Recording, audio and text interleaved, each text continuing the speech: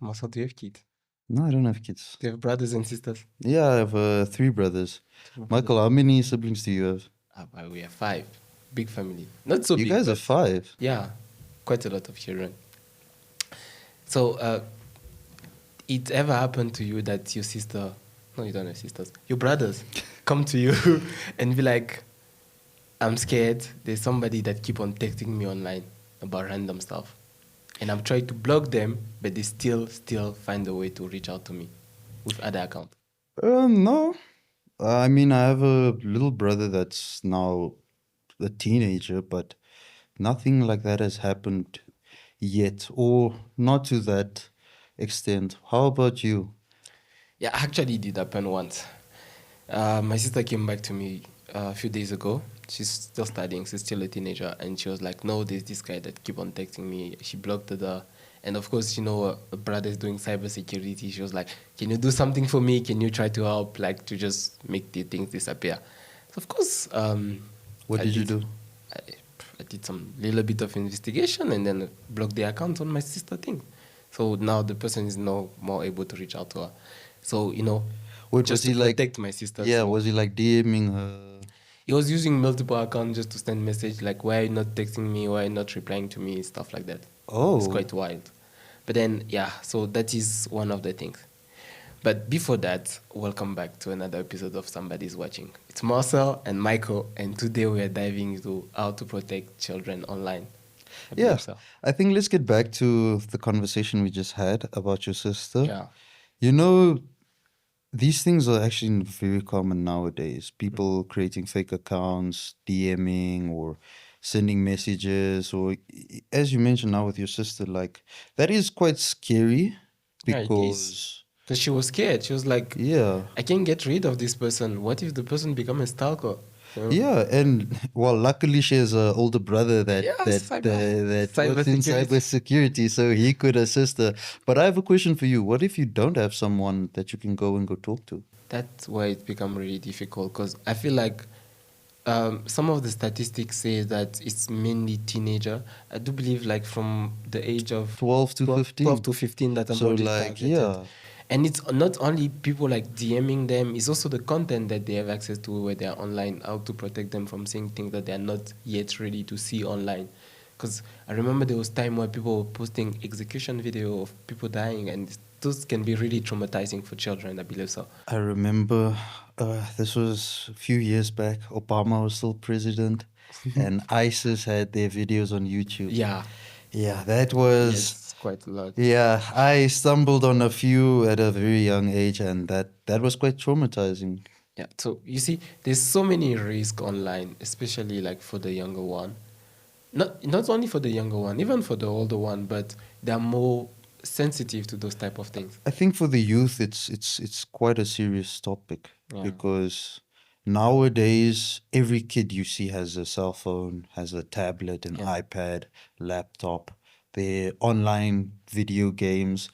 I mean, I'm not sure. Have you heard about the situation that happened with Roblox a few years back? No.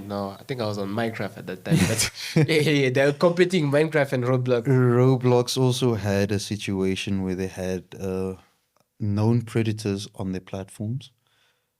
We don't have to delve deep into that. But actually, something that I would also mention about Roblox is the in-game purchases. Yeah, that is also microtransaction.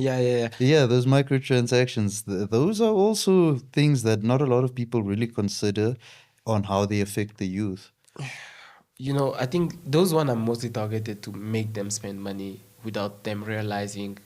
And sometimes there was this really sad story that happened in the US where a kid ended up like unaliving his mother because the mom didn't want to pay for him for skin on what is this popular game? Fortnite? On Fortnite. This was on Fortnite. It was quite a few years in the back.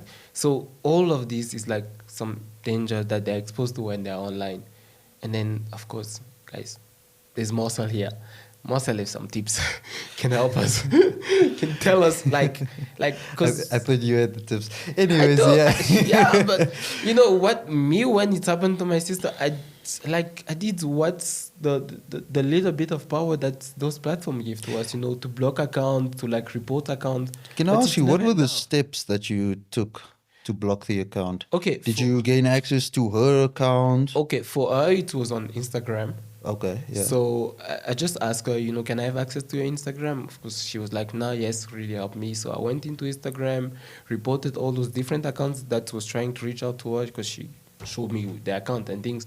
And then we also reported, like at that time, thankfully, like Instagram just blocked the account. But depending on the platform, some platforms don't even propose those different features. How about TikTok? I don't know how it's happening on TikTok, on Facebook. You And know, it's risky, I believe. yeah, it's risky. I'm not sure. Have you watched the documentary, The Social Dilemma? Okay, let me just give you a backstory. I think the documentary came out in 2020, and I remember watching it, and that's actually one of the main reasons I don't really have social media. It's because the social media companies, your Facebook that owns, of course, Instagram and TikTok, or well, they don't own TikTok, but I'm talking about TikTok and Twitter and all Yeah. the others. Um, they have behavioral scientists that study humans and how to get them addicted to these applications. So, we spoke about doom scrolling, and everybody does do doom scrolling, but I don't think it gets really spoke about how I don't think a lot of people really discuss how susceptible we all are to these applications, to scrolling mindlessly on Instagram or TikTok is the new one.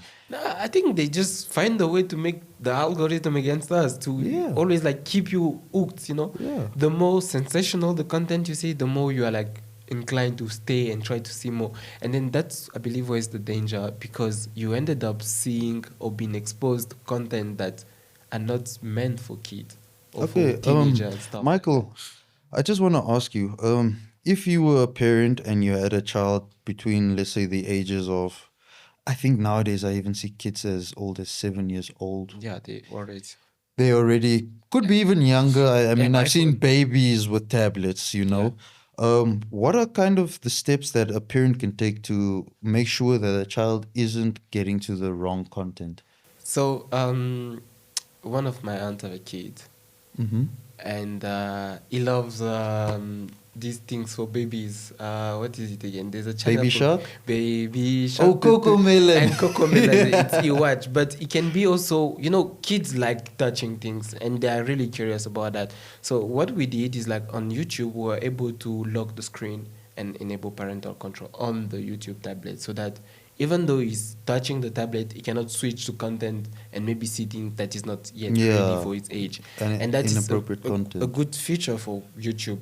But then other platforms, well, Facebook, TikTok, even Google, because it's really difficult to know what your kid are doing online or what they're exposed to unless they come to you as a parent and they're honest and tell you everything. But then you have to build that trust between you and your kid. Yeah, it's So I really think about just building that trust with your yeah, child. that is the most important. But apart from cybersecurity tips now that we can maybe give some like parental control on different platforms that the kids are using. On your internet at home, on your router, you can also enable parental control just to make How sure. would you do that? Enable on your router. Oh, so it's quite a little bit technical, but then we have this really nice tutorial that's gonna be like happening, and then we're just gonna show it. But it's quite technical. Yeah. So How it's can I quite say it? technical. Huh? No, the thing is Okay, like what is it called? Let me ask you that. What is it so called? you basically have to log into your router at home. Mm-hmm, So each mm-hmm. router that you have, you can remote log into. You have Yeah. an administrative page, and then there, usually in the settings, you can see the different like parameters below, and then just look for parental control. Most of the time, there's also a search bar. So that one mainly restrict the time Mm-hmm. and the different website that they can access and the content shown on those different websites. So those are what you can protect by protecting the connection. But then when they're outside of your network, then you can, of course, just be honest with your kid. Be like, no, Yeah, I this that I think, put to protect you. as you mentioned, parental control on their devices is maybe the best proactive thing to do. Yes. Yeah. You know what's funny? We didn't even discuss one of the biggest things that happens on a daily basis, which is cyberbullying. I know we spoke now about your sister, and um that is now contact from a random stranger. It's kind of bit of harassing, but yeah. Yeah, yeah, it's harassment, but I think cyberbullying is also something that nowadays it's everybody hears about it, but not a lot of people actually understand what the effects are. I mean, I think I think in the digital world, you have your real life and you have your online life, you know? Yes. And cyberbullying happens across all platforms. It can happen on WhatsApp, it can happen online video games. I know we grew up playing Call of Duty, so like, you know, Yeah, the that's chats, quite toxic. The chats on yeah, Call of it was Duty, quite yeah. toxic. But then on Instagram, and unfortunately, what does tend to happen is it's not adults trying to always cyberbully a child. It's actually the Many, peers. yeah, It's many, it's the people you go to school with, yeah. or even just random people that do enact cyberbullying. Yeah, it's quite a little bit because that one is harder than. Okay, I don't want to say bully is good. Bully is not good at all, but it's way more harder than the traditional bully when they only bully you on premises. Mm, There they follow you even when you're at home. yeah. So they still come to you, text you on messages, email you, text you, and find a way to still reach out to you. And then it's just so difficult for the kids, for the teenager to come and express that, be like, no, I'm being bullied. What can I do?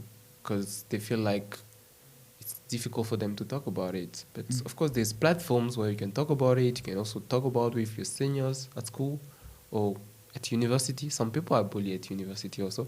I can imagine. Yeah, it's things. But then what they do right now is like with the apparition of AI, most of the kids talk to the AI and tell them their problems, their difficulties, and everything.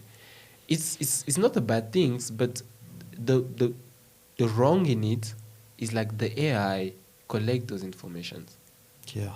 and we don't know what's happening with those information.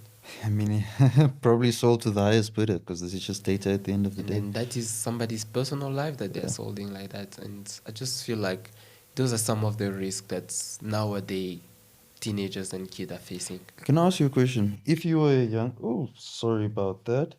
If you were a young adult or a young teenager, what is something they should take away from this? Is there maybe a broader tip that we can give to them? I think the broader tip, I'm not quite sure, but first, just if you're not sure about something online, just don't go on that website. If you are somebody bullying you or you have receiving messages from somebody that you don't know, just talk to somebody that you can be honest with and just let them know. Just like my sister came to me and told me. And then for parents or for people that have children and everything, to protect them from content online, enable those different features on those different platforms. So I believe it's a way to save them, to safeguard them, so that when they are ready, they can then be exposed to the different things that you're protecting them from. Sorry, I think I just got a suspected scam call. Anyways, no, thank you for the tips, Michael. I think, yeah, just open and honest conversations. And if you are being bullied, I think screenshot it and go speak to an adult. I couldn't find that word for some reason. Speak to an adult and have the information ready if if you can, I guess, discuss this with the person. Yeah, Yeah. because it's all about being safe online. Yeah. No. Anyways, Thank you, somebody's Marcel. always watching. Somebody's always watching.